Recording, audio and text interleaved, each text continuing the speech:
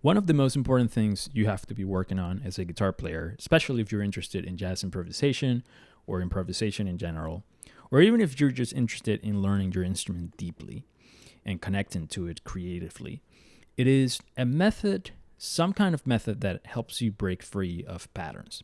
You see, the problem with patterns and positions and all that stuff is that they're like cheap dopamine when you're learning. They give you a sense of learning, that you have control of the specific thing you're working on, maybe a scale or an arpeggio. But the price to pay is high. It is the price of shallowness, right? Not really knowing the neck deeply.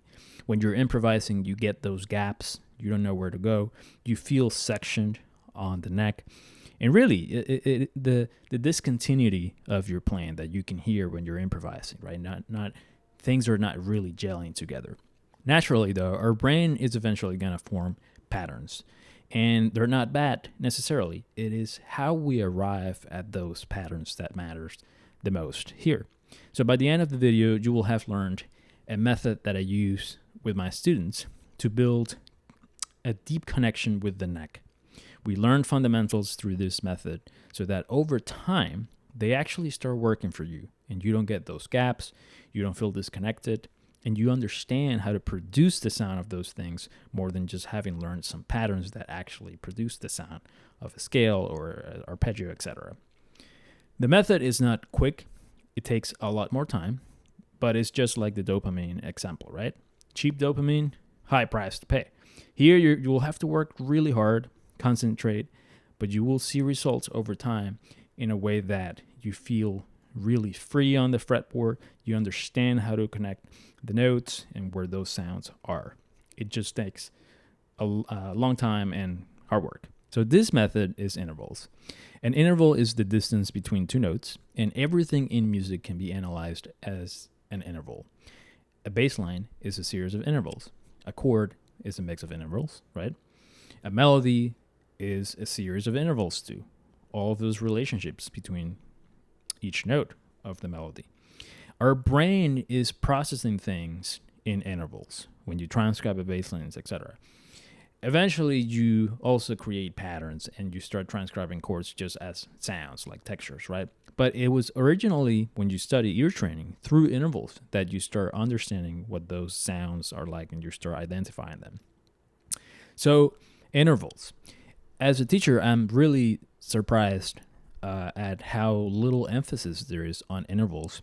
In music theory classes, you learn about intervals, etc. But in instrumental classes, you see very little of that, of a strong emphasis on learning every possibility of each interval on the fretboard.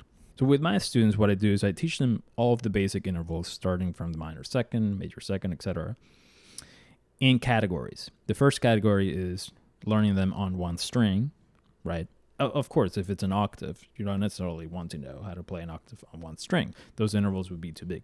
But we get more or less to the perfect fourth or perfect fifth on one string. And then that would be the first category, intervals on one string.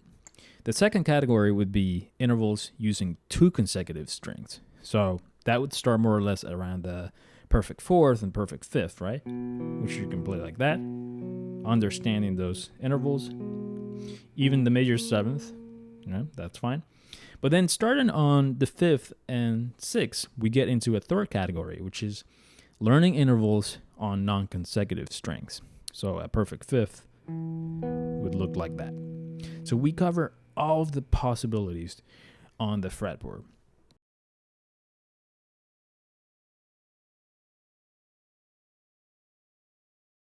Another thing that I cover with them is the variation on the B string. G and B are separated by a major third, and all of the other strings on the guitar are separated by a perfect fourth. So we cover that variation too, because when you try to play intervals with those strings, like a major second, it looks like that instead of what it looked like before between the other strings, right? And that is because the tuning of the guitar again. So we cover every possibility, and I have this handout that I give them to study that. I make them sing the intervals too, because you got to get familiar with the sound of them. And, you know, you don't necessarily have to use selfish syllables.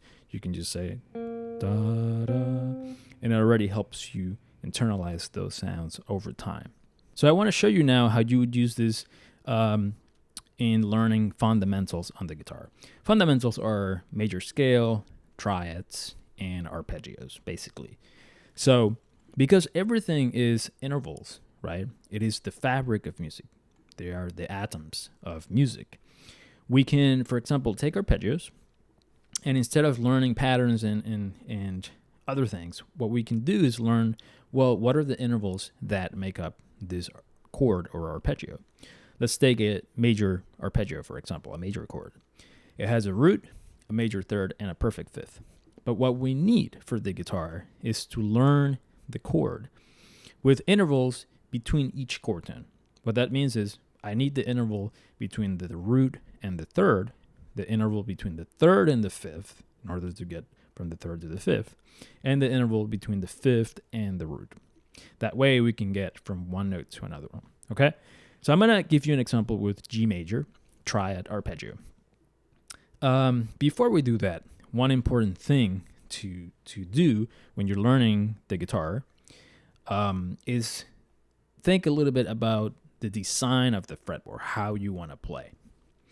What you want to try to do is build a diagonal approach so that you don't end up playing, you know, get to this note right here, and then you play all of the notes on one string. That's going to affect your phrasing and your fingering and how, you know, easy it is to move across octaves. What you want to do is learn how to play diagonally. Everything you do, you want to try to see the fretboard diagonally, whatever you're doing. So I'm going to try to move diagonally, okay? Not too horizontally, not too vertically. So again, here are the ingredients for the arpeggio. We need a major third, then we're going to need a minor third to get to the fifth, right?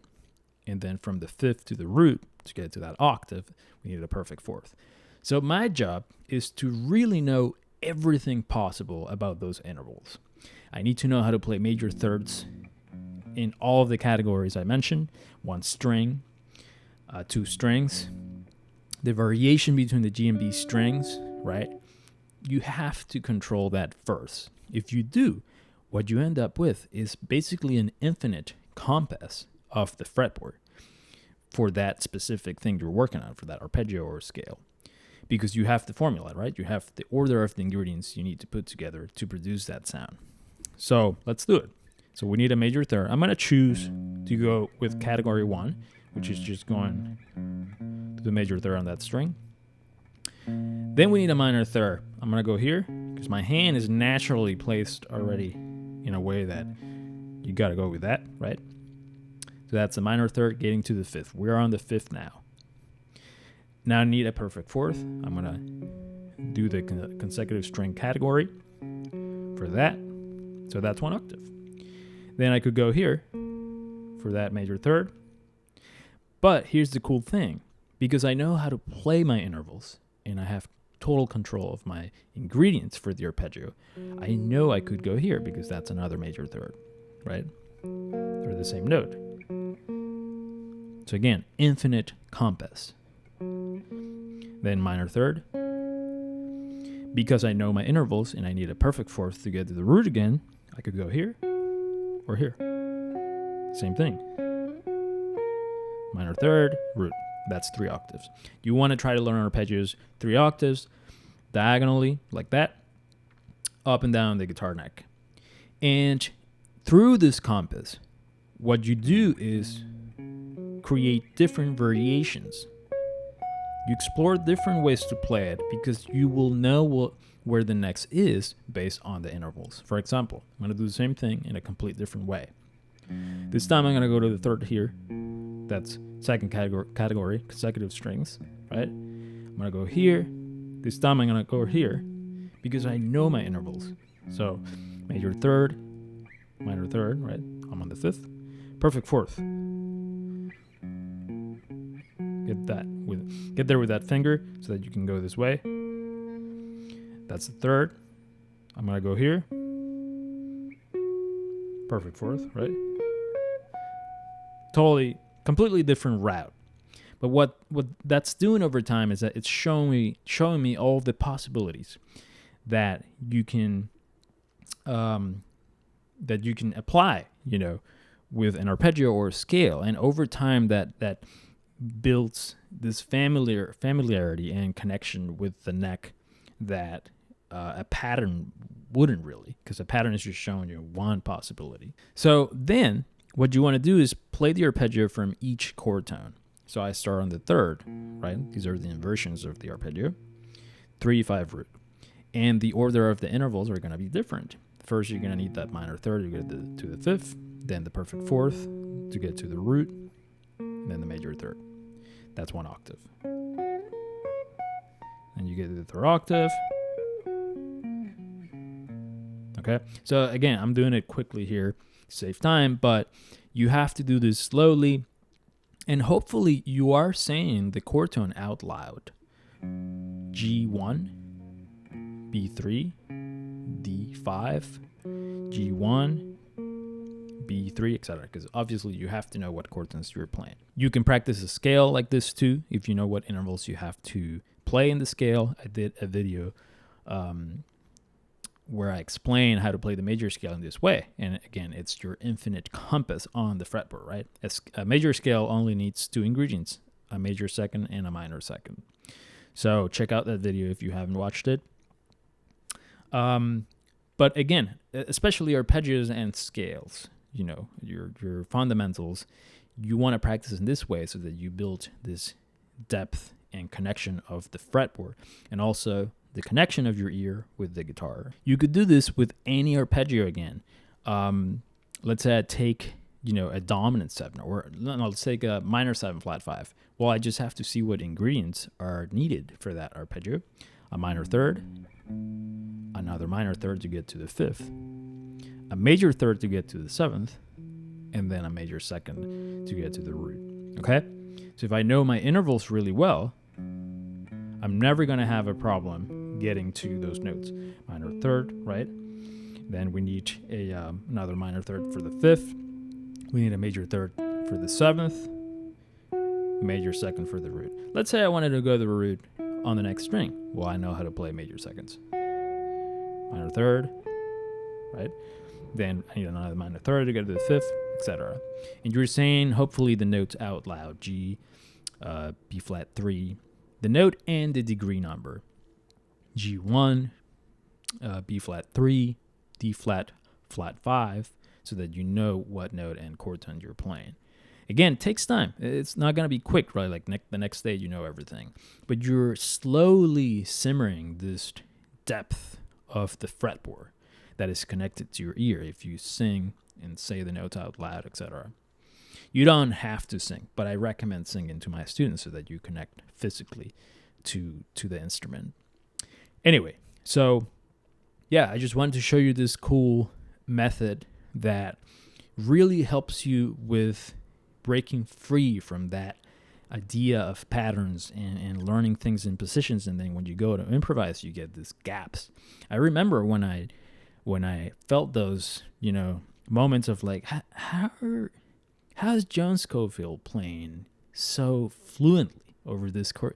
It can't be through scales or like a pattern or like. So I started, really digging deep to see what could help me break free from that stuff. And I've been teaching students like this for many, many years, and I learned this way, and it really was life-changing in terms of learning how to play.